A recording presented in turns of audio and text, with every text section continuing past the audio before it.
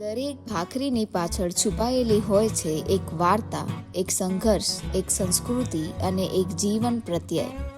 રણકલી ભાખરીની પાછળ પણ છે એક આવી જ વાર્તા, એવી વાર્તા કે જે આપણા બા દાદાના દિવસો યાદ કરાવે.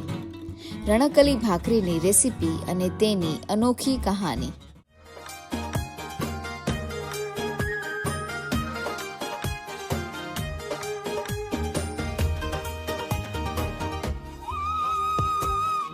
હેલો એવરીવન, હું શેફ દિવ્યા ઠક્કર. આજે આપણે અહીંયા એક ડિશ બનાવવા જઈ રહ્યા છીએ. તમને એવું લાગશે કે આ ઇન્ગ્રીડિયન્ટ્સ જોઈને કે એવું થશે કે આટલા લેસ ઇન્ગ્રીડિયન્ટ્સ આપણે શું બનાવવા જઈ રહ્યા છીએ. તો હા, આ આપણી એક ગુજરાત અને ભારતની એક સંસ્કૃતિ કહેવાય ને પૌરાણિક ડિશ છે, જે વર્ષો પહેલાં બનતી હતી. હવે એ બહુ જ વિસરાઈ ગઈ છે, એટલે ઘણા લોકો તો જાણતા જ પણ નહીં હોય કે આ ડિશ છે, કારણ કે એણે એનું ફોર્મ હવે બદલી લીધું છે. આપણે અત્યારે ફોર્મમાં બનાવી રહ્યા છે રણકલી. સૌથી પહેલાં આપણે અહીંયા પાણી લઈશું. એક નાની ચમચી જેટલું એલચી અને આદુનો પાવડર નાખ્યો છે ને સૂંઠ પાવડર જે કહેવાય છે એ બંને લીધા છે.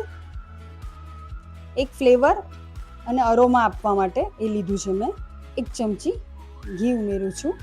ગોળનો જે પ્રિકોશન્સ મેઝરમેન્ટ જે છે ને તમારે તમારા ટેસ્ટ અકોર્ડિંગ લઈ શકો છો.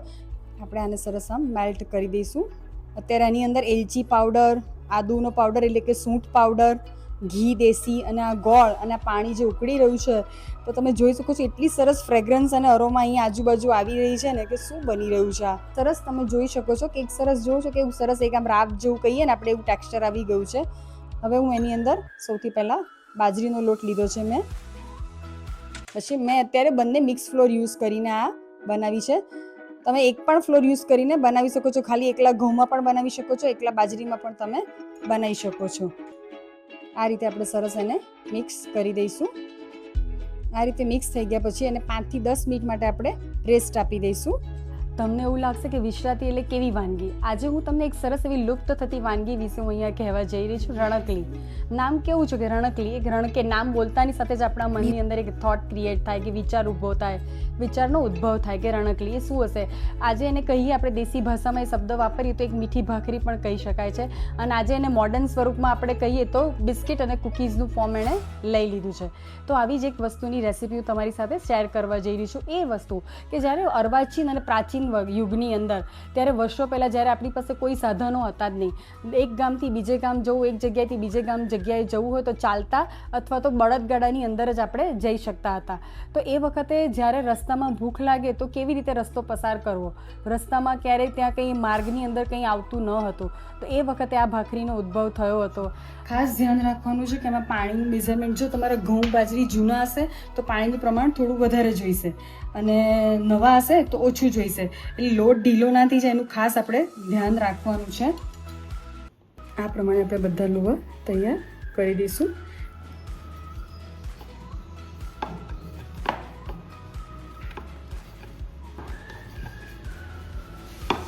આ રીતે વણી લીધા પછી અગેન ફરીથી આપણે એની ઉપર થોડા તલ સ્પ્રિંકલ કરી દઈશું. એની ઉપર આપણે એક વેલણ મારી દઈશું. અને સ્વાદ પણ સારો લાગશે, ક્રન્ચીનેસ એના કારણે બહુ. તો હવે આપણી ગરમ થઈ ગઈ છે સરસ. હવે આપણે આ ભાખરીને આપણે આમ સરસ શેકાવા મૂકી દઈશું. એકદમ ધીમા ગેસે થઈ જાય છે એની જાતે જ. ભાખરીમાં કેટલો સરસ અવાજ આવે છે ને.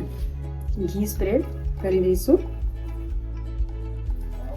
બને ત્યાં સુધી ગરમ ભાખરીમાં જ આપણે ઘી લગાવીશું. તો આ છે આપણી તૈયાર રણકલી.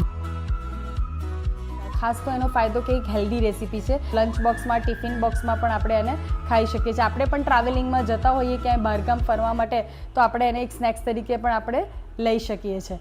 એની અંદર કેલ્શિયમ, મેગ્નેશિયમ, ફોસ્ફરસ એ સારા પ્રમાણમાં રહેલું છે. એટલે આપણને ન્યુટ્રિશન્સ વેલ્યુ તો છે જ, સાથે સાથે હેલ્થ બેનિફિટ્સ પણ છે અને ટેસ્ટી પણ છે.